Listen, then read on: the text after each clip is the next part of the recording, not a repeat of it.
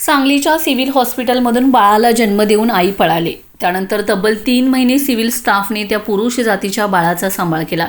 आज हे बाळ पुण्याला पाठवण्याची वेळ आली, त्यावेळी सिव्हिलच्या स्टाफने बाळाचे नामकरण केले। यावेळी आईविना पोरका झालेल्या बाळाचे नाव वीर प्रताप ठेवण्यात आले। शासनाच्या आदेशाने हा 3 महिन्याचा वीर प्रताप पुण्याकडे रवाना झालाय। वीर प्रतापला निरोप देताना त्याचा सांभाळ करणाऱ्या स्टाफला रडू कोसळले। सांगली सिव्हिल हॉस्पिटलच्या स्टाफकडून हे हृदयस्पर्शी काम केलंय। सांगलीच्या सिव्हिल हॉस्पिटलमध्ये 26 नोव्हेंबर 2025 रोजी या बाळाचा जन्म झाला। जन्म देऊन दुसऱ्याच दिवशी त्या बाळाची आई बाळाला सोडून पळून गेले। आईचा शोध घेतला मात्र आढळून आलं नाही। त्यातच बाळ शारीरिकदृष्ट्या नाजूक असल्याने त्या बाळाचा सांभाळ तेथीलच स्टाफने करण्याचा निर्णय घेतला। तब्बल 15 दिवस बाळाला ICUमध्ये ठेवण्यात आलं होतं। या दरम्यान बाळाला हर्निया झाल्याचेही समोर आले, त्यावर ऑपरेशनसुद्धा करण्यात आले। त्यानंतर आजपर्यंत हे बाळ सांगली सिव्हिल हॉस्पिटलच्या विशेष नवजात शिशु दक्षता केंद्रातील स्टाफ सांभाळत होते। तब्बल 3 महिने या बाळाचा सांभाळ केलेल्या बाळाला कोर्टाच्या आदेशाने आज पुण्याला पाठवण्यात आले।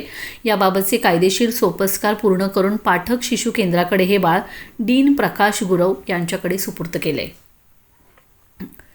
तत्पूर्वी सिव्हिलच्या सर्व नर्सिंग स्टाफने बाळाच्या नामकरणाची तयारी केली। पाळणा सजवण्यात आला, रांगोळ्या काढण्यात आल्या, फुग्यांनी सजावट केली। यावेळी या अनाथ बाळासाठी पाळणा सुद्धा म्हटला। यावेळी आईविना पोरका झालेल्या बाळाचं नाव सर्वांनी मिळून वीर प्रताप ठेवले।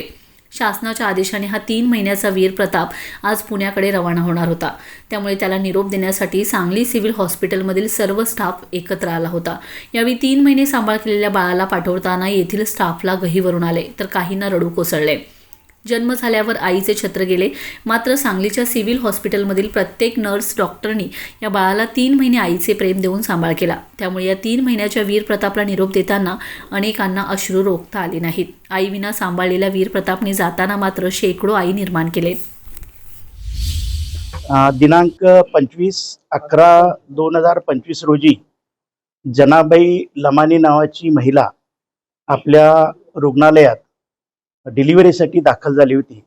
26 तारखेला तिची डिलिव्हरी झाली आणि त्यानंतर या महिलेने या बाळाला, ज्याचं की आम्ही नाव वीर प्रताप असं ठेवलेलं आहे आज, तर त्या महिलेने त्याला सोडून निघून गेली। त्याची काय प्रॉब्लेम होता आपल्याला माहीत नाही। त्याबद्दल आम्ही पोलिसांमध्ये FIR केलेला आहे, FIR दाखल झालेला आहे। अजूनही तिचा शोध लागलेला नाही आहे। पण ज्या वेळेला जन्म झाला होता त्यावेळेला बाळाचं वजन फक्त 800 ग्रॅम होतं।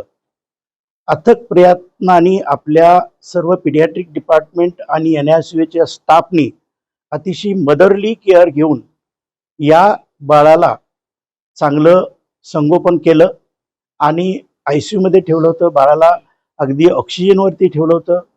त्यानंतर मध्यंतरी हर्नियाचा त्रास जाणवला बाळाला, त्याचं ऑपरेशन पण आमच्या पीडियाट्रिक सर्जरी डिपार्टमेंटनी केलेलं आहे।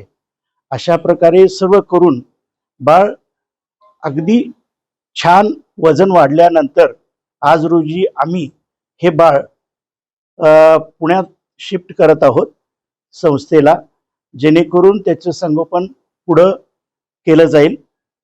तर याबद्दल खरोखर माझ्या पीडियाट्रिक डिपार्टमेंटचं, NICU स्टाफचं आणि इतर सर्व कर्मचाऱ्यांचं, काही लोकांचं नाव घेतलं नाही तर आय एम सॉरी, पण खरोखर आमच्या ज्या स्टाफनी जे काम केले आज हे खरोखर वाखाणण्याजोगं आहे। आणि आज त्याचं नामकरण करण्याचा अधिकार मी आपल्या सर्व स्टाफना दिला। त्यांनी वीर प्रताप हे नाव दिलेलं आहे आणि खरोखर हे वीर बाळ आहे, याचं फ्युचर पण अतिशय चांगलं होईल असं मला वाटतं। धन्यवाद। जवळजवळ 3.5 महिने आपल्याकडे हे बाळ राहिलेलं आहे NICU मध्ये आणि अतिशय सुंदर काळजी घेतलेली आहे। त्यामुळं अशा पण गोष्टी आपल्याकडे होत असतात, चांगल्या गोष्टी। त्याबद्दल खरोखर नर्सिंग स्टाफचं धन्यवाद। मी आता हे पाठक मॅडमना आपलं बाळ सुपूर्द करत आहे। त्यांनी पण अशी चांगली काळजी घ्यावी अशी एक माझी इच्छा आहे। धन्यवाद।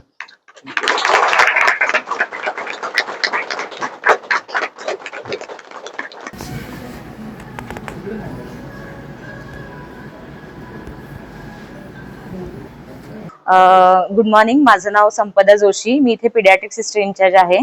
आणि जेव्हा हे बाळ आमच्याकडे आलं तेव्हा 4 दिवस मदर इथे होती, बाळाची आई आमच्या इथे होती.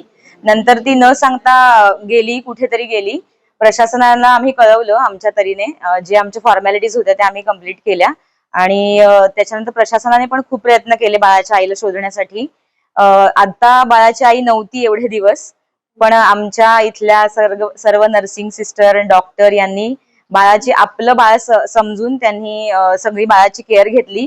म्हणजे सुशी काढणं असू दे, डायपर चेंज करणं असू दे, बाळाला 3-3 तासाने वाटी चमच्याने दूध पाजणं असू दे, इव्हन बेबी व्हेंटीवर होतं तेव्हा पण त्याची व्यवस्थित काळजी घेतली.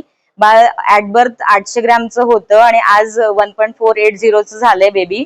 चांगलं वेट गेन झालंय बाळाचं. त्यामुळे सगळ्यांना मी थँक्यू म्हणते, ज्यांनी प्रशासनाने आम्हाला खूप कोऑपरेट केलं. सोशल वर्कर असू दे, डीन सर असू दे, मेट्रन मॅडम असू देत, त्यांना आम्ही आमचे जे प्रॉब्लेम सांगितले त्याचं सगळ्याचं सोल्युशन मॅडमने दिलं. म्हणून तर आज आम्ही हे बाळ पुणे संस्थेला देत आहोत. कशी दिनचर्या होती, कारण तुमचे ड्युटी चेंज व्हायची, मग अशा वेळी काय करायचं? शिफ्ट ड्युटीज मध्ये असतातच इथे सिस्टर, तिन्ही शिफ्ट मध्ये असतात. 24/7 सिस्टर असतात, डॉक्टर असतात. त्यांनी त्यांचं सगळं म्हणजे 100% डेडिकेशन देऊन बाळाची केअर घेतली. त्याच्या आता तुम्हाला दिसतच आहे बेबी इतकं छान झालंय.